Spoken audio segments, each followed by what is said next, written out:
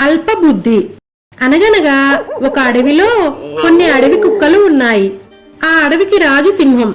అది చాలా గొప్ప ధైర్యం కలది. ఒక రోజున కుక్కలన్నీ కలిసి సింహం దగ్గరకు వెళ్ళాయి.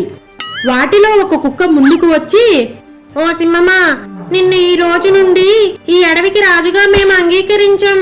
నీవు మాకు ఎదురు చెప్తే నిన్ను మేమందరం కలిసి రక్కిపెట్టి చంపేస్తాం అని బెదిరించింది. ఆ మాటలకు సింహం ఆశ్చర్యపడింది. అప్పుడు సింహం, నన్ను చూస్తేనే పారిపోయే మీరు నాకెదురు నిలబడి మాట్లాడుతున్నారా?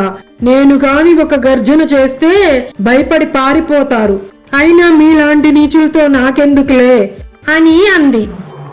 అప్పుడు కుక్కలు, మమ్మల్ని చూసి బాగా భయపడుతున్నట్లున్నావు కదూ, భయపడు భయపడు అని అన్నాయి. సింహం కదలకుండా ఉండడం చూసి తమ మాటలకు సింహం నిజంగానే భయపడిందని అవి సంతోషించాయి. తరువాత అవి అన్నీ కలిసి ఒక చెట్టు కింద చేరాయి.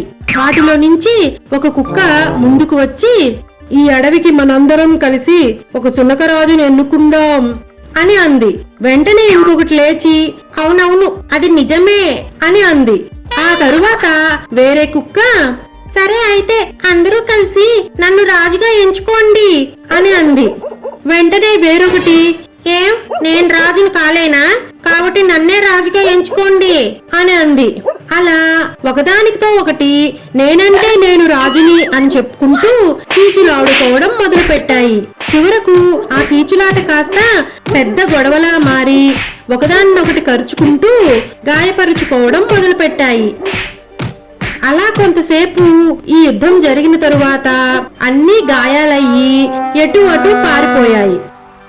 ఈ గొడవనంతా సింహం దూరం నుంచి చూసి, ఈ కుక్కలు ఎంత అల్పబుద్ధి గలవి, వాటి పరిస్థితిని చూసి నవ్వుకొని వెంటనే వేటకై అడవిలోకి వెళ్ళింది. దీనివల్ల మనకు తెలిసిన నీతి ఏమిటంటే, అల్పబుద్ధి కలవారు ధీరులను ఏమీ చేయలేరు.